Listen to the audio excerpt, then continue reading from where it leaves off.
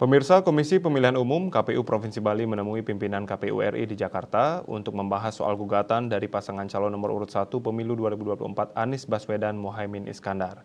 Anggota KPU Provinsi Bali, Igede John Darmawan, dikutip dari kantor berita Antara mengatakan Paslon 1 meminta pemilu ulang karena menilai ada kecurangan terkait Presiden RI Joko Widodo membagikan bantuan sosial di Kabupaten Gianyar.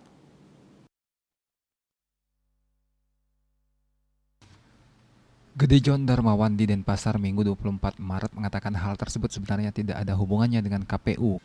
Pihaknya rapat konsolidasi bersama semua pimpinan KPU RI terkait kesaksian dan barang bukti apa yang dibutuhkan. Pembagian bansos pada hari Selasa 31 Oktober 2023 itu sempat viral karena adanya penurunan baliho Ganjar Mahfud di sepanjang jalan SMK Negeri 3 Sukawati, Balai Budaya Batu Bulan yang hendak dilalui Presiden. KPU Provinsi Bali menilai gugatan terkait dengan bansos pemberian Presiden Jokowi tidak ada kaitannya dengan penyelenggara. Namun pihaknya menyadari Hakim Konstitusi memiliki banyak pertimbangan yang tetap harus diwaspadai. Meski demikian, KPU Provinsi Bali optimistis dapat menghadapi gugatan di Mahkamah Konstitusi yang diajukan tim dari Anies Baswedan Mohaimin Iskandar.